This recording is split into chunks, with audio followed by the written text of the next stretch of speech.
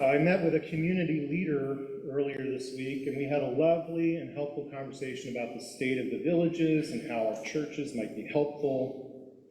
But as these things are wont to do, they eventually turned the conversation toward more private matters. How did you get into this ministry thing in the first place? They asked me. And as we talked about it and our conversation turned more esoteric than practical, they began to reveal some details about their own religious upbringing in one of the more traditional Orthodox churches. Among other expected comments, they noted how the sermon was always in a foreign language that they couldn't understand, and how during the communion liturgy, the priest would face the altar such that their back was to the congregation. The overall impression for my interlocutor was less than welcoming. Now, historically, both of those things that they raised are related to the primary reasons that Protestantism broke away from the Catholic Church in the 16th century. Throughout Europe, as an increasing number of congregations wanted to be able to understand what was actually being preached and raised up in the liturgy, we looked to have everything done in what's called the vernacular, the language of the people. At that whole time, the whole Mass was conveyed in Latin, a language in which only the priests were educated. And in addition to this, many of the priesthood felt that lay people couldn't really be trusted with the sacraments. So a tradition developed in which the officiants would consume the bread and the wine, but only the remaining loaves, the bread, would be distributed among the people, because God forbid we spill the blood. Protestantism as a whole revolves around a core theme of inclusion of the laity by democratization of worship. We want to be included, whether it's in being able to understand what's being read and said, to having the minister face us and speak directly to us, to having access to both bread and cup, to even help officiate in the sacrament as a communion steward. We want to be included. Now, I like democratization. I hope you do too. These are all good things. And yet, sometimes, like overindulging in ice cream, we also run the risk of taking a good thing too far. In this case, lay people, lay inclusion, can quickly slip into egocentricity. Yes, we want to be included, and rightly so, but for some folks, historically, that can easily slip into thinking that worship is about us, when it's supposed to be about God.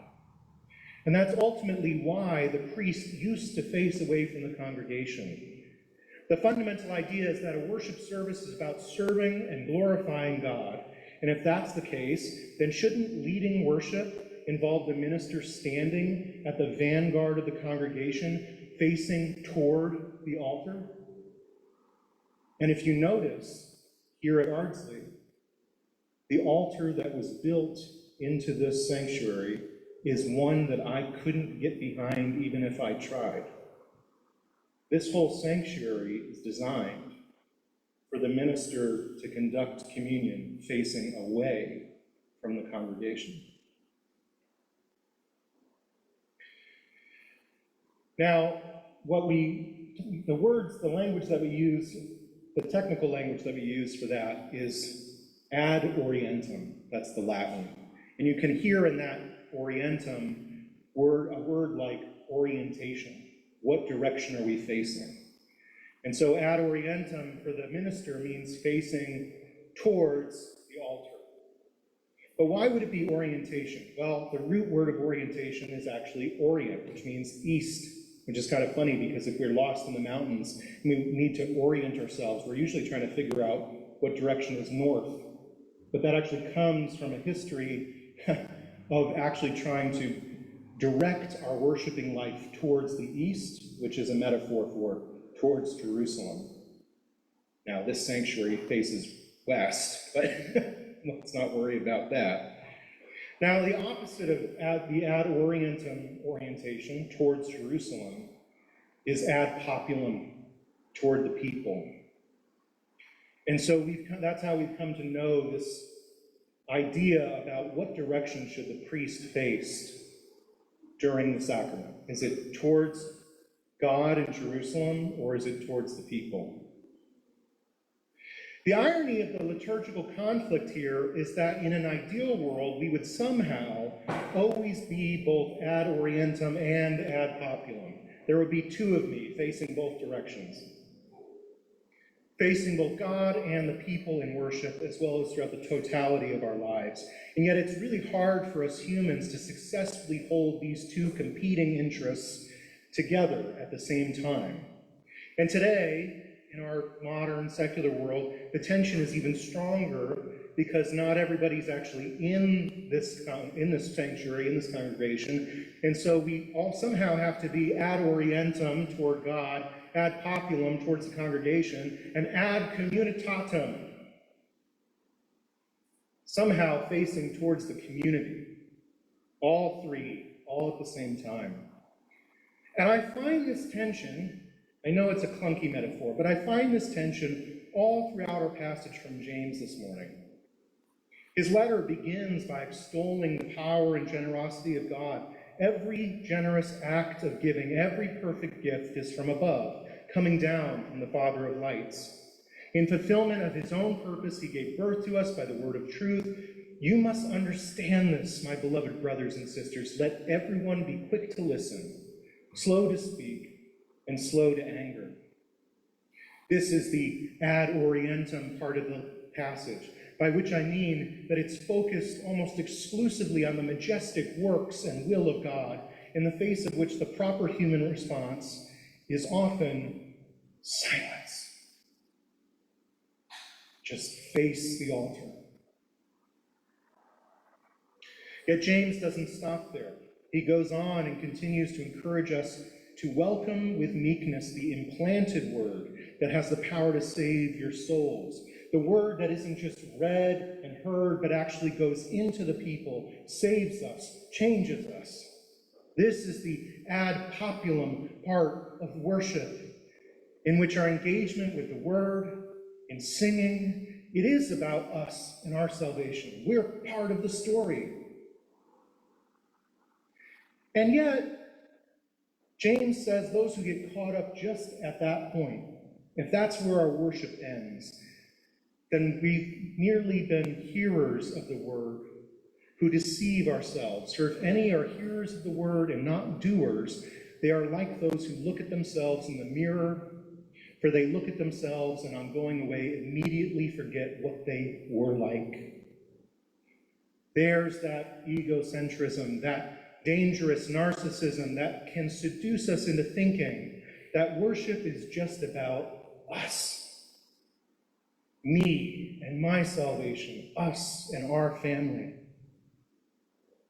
So what's the solution? Well, the passage ends with kind of a surprising move. Religion that is pure and undefiled before God the Father is this: to care for orphans and widows in their distress and to keep oneself unstained by the world. There's that ad communitatem bit. The bit that's not just facing God, and it's not just focused on us, it's somehow also then redirected out towards the orphans and the widows. It's our worship carrying us out into the world through generous service to others. So that's one way to read James here, I think. Ad orientem, ad populum, and ad communitatem. Proper worship is oriented toward God, even as it is inclusive of us who are saved. And yet it's not complete, it is not fulfilled, it has not culminated unless we become not simply hearers of the word, but doers of the word, which is to say that we must become participants in the expansion of God's salvation to the rest of the world.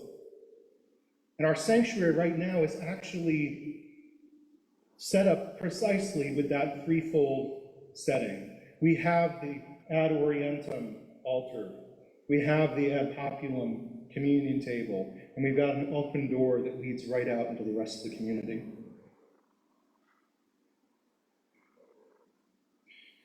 Now, perhaps the metaphor of which direction the minister faces during communion is clunky. I warned you. But here we are about to celebrate communion. And so I want to ask you, because we are a Methodist, lay participant, democratized church, I want to ask you, which direction are you facing? Which direction is your heart inclined to look? In the sacrament, are you primarily looking toward God? Or perhaps your primary concern is for us and our community and how we're sharing in one loaf together and what that means for us. Or perhaps even your heart is burdened by the desire to grab these elements and run out that door and share the grace of God with the community that's outside. It's an important introspective question for each one of us, and there's no right answer. All three are the right answer. But because of our humanness, we're typically only good at doing one at a time. Maybe as a whole congregation, we can cover our bases. But for each one of us individually, whichever bit that you focus on also reveals the two other growing edges that you can work on. And today, this morning, maybe it's an opportunity to try on one of those other orientations. If you're typically used to focusing on God, if you're typically faced towards this altar, try focusing on this one and the people around you. Focus on sharing this wonderful experience with our family. And if you're somebody who is typically focused on this altar and focusing on our family, maybe tune them out for a second and think about who's missing. Not just the members of our congregation who aren't here this morning, but who in the community is missing? Who could we be taking these communion elements out to in this village, throughout the river towns? And if you're somebody who's focused on that aspect, maybe tune this sanctuary out and tune the community out and try to focus up here on this altar. It's an exercise, I'll reiterate, because the whole of worship should actually be about all three. So this morning, as you try on a different orientation towards community, I would just invite you, in all things, to focus on the Father of lights, from whom all generous acts of giving and every perfect gift, with whom there is no variation of shadow due to change. Amen.